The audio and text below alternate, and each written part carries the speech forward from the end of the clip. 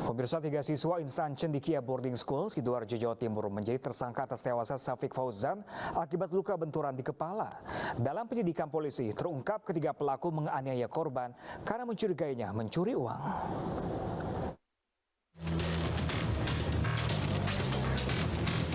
Para Polresta Sidoarjo, Jawa Timur menetapkan 3 siswa Insan Cendikia Boarding School sebagai tersangka atas tewasnya Syafiq Fauzan. Ketiganya adalah MM, 18 tahun, serta 2 temannya SD dan MKM yang masih di bawah umur. Penganiayaan dipicu pada 12 September saat korban yang merupakan siswa asal Enerkeng, Sulawesi Selatan dicurigai mencuri uang di asrama sekolah. Para pelaku kemudian mengajak korban ke lantai 3 untuk diinterogasi. Namun, saat melewati lorong gedung, terjadi perkelahian di antara korban dan juga pelaku. Karena kalah jumlah, korban tersungkur dan kepalanya dibenturkan ke lantai. Melihat korban tergeletak, para pelaku lalu membawanya ke rumah sakit. Korban kemudian meninggal setelah sehari dirawat. Pelaku terancam pasal tentang perlindungan anak dengan ancaman hukuman 15 tahun penjara. Kejadiannya hari Senin tanggal 12 September kira-kira pukul 21.30. Jadi korban atas nama MTF 17 tahun. Kemudian tersangka ada 3 orang, yaitu 1 sudah dewasa atas nama saudara MM. Kemudian 2 masih anak-anak atas nama saudara SJ dan saudara MKM.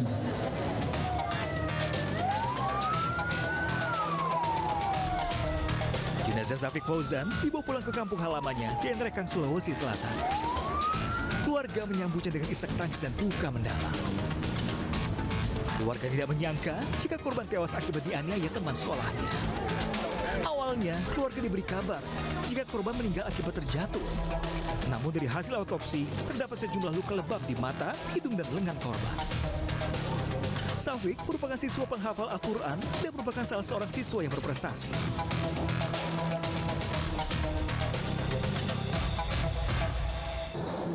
Ya, pemirsa, kasus kekerasan menyebabkan seorang santri di Pondok Pesantren Gontor Ponorogo meninggal telah menemukan titik terang. Polisi menetapkan 2 tersangka, yakni kakak kelas korban.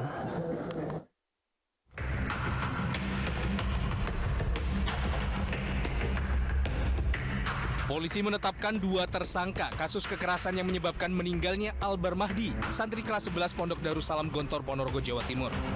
Tak disangka, kedua tersangka merupakan kakak kelas korban, yakni MFA, santri asal Tanah Datar, Sumatera Barat, dan IH, asal Pangkal Pinang, Bangka Belitung. Keduanya yang masih di bawah umur menganiaya korban dengan kayu. Yang pertama, penyidik Polres Ponorogo dengan dibackup oleh Ditkrim Polda Jatim telah menetapkan 2 tersangka yang tadi telah disampaikan oleh Kapolres. Untuk proses penyidikan tentu yang pertama kita akan membuktikan tentang peran tersangka di kasus kekerasan yang mengakibatkan matinya terhadap 1 korban anak, termasuk yang 2 berkaitan dengan korban kekerasan yang saat ini juga masih dalam proses pembuktian. Usai terkuaknya kasus kekerasan yang berujung meninggalnya seorang santri, pihak Pondok Pesantren Modern Darussalam Gontor meminta maaf dan tidak menoleransi segala bentuk kekerasan di lingkungan pondok. Pelaku penganiayaan telah dikeluarkan dari pondok pesantren. Kami tegaskan sekali lagi di sini bahwa kami tak memungkiri terkait adanya dugaan tindakan penganiayaan terhadap wafatnya santri kami. Dan sebagai wujud komitmen kami, seluruh pelaku kekerasan sudah kami keluarkan. Albar Mahdi, santri kelas 5 atau setara kelas 11 SMA di Pondok Gontor 1, Desa Gontor, Kecamatan Melarak, Ponorogo, Jawa Timur, meninggal dunia. Jenazah dipulangkan ke Palembang. Ibu korban Soimah curiga anaknya meninggal tidak wajar. Kasus ini mencuat setelah viralnya video ibu korban yang mengadu ke pengacara kondang Hotman Paris Hutapea yang curiga buah hatinya meninggal tidak wajar. Kementerian Agama pun turut menginvestigasi dan hasilnya penganiayaan terjadi setelah kegiatan perkemahan pramuka.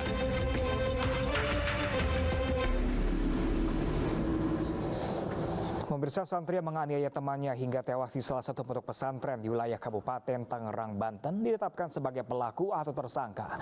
Remaja 15 tahun ini dijerat Undang-Undang Perlindungan Anak dengan ancaman hukuman 15 tahun penjara. Pemirsa, informasi ini sekaligus menutup program Realita hari ini. Saya Pram Sanjaya undur diri, terima kasih dan sampai jumpa.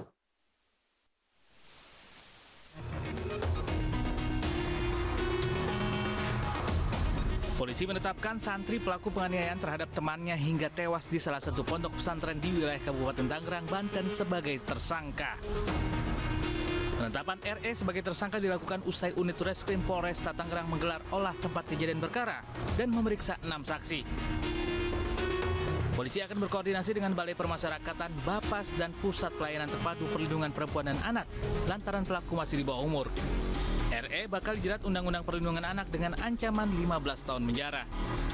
Ya, lakukan penahanan, ancaman hukumannya 15 tahun. Ya. Kita juga ini beracaranya cepat, dalam 2 minggu ini kita harus segera melimpahkan ke kejaksaan. Jadi tidak bisa lama-lama dilakukan penahanan. Dari pihak pondok pesantren X, kita juga nanti lakukan pemeriksaan juga terkait kejadian, kemudian peran dari pengurus ataupun pengawas, kan biasa kalau di asrama ada pengawas. Nanti kita masih berproses. Sebelumnya PD, seorang santri salah satu pondok pesantren di wilayah Kabupaten Tangerang tewas usai dianiaya temannya sendiri. Korban yang masih berusia 15 tahun mengalami luka dalam di bagian leher dan kepala belakang. Korban tewas saat dalam perjalanan menuju Rumah Sakit Umum Balaraja Kabupaten Tangerang. Diduga penganiayaan terjadi dipicu cekcok antara korban dan pelaku hingga berujung perkelahian.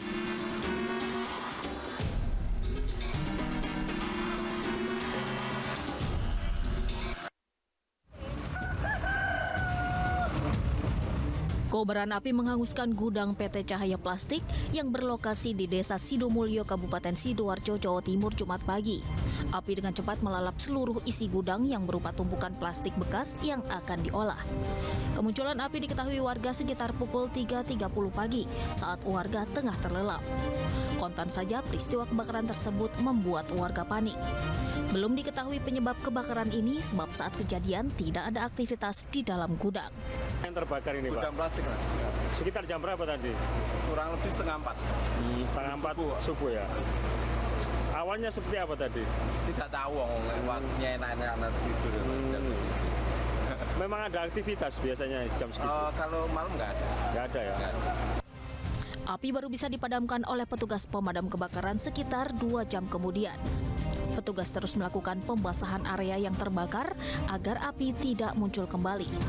Meski tidak ada korban jiwa, namun kerugian material ditaksir mencapai ratusan juta rupiah. Dari Sidoarjo, Jawa Timur, Sony Hermawan, iNews melaporkan.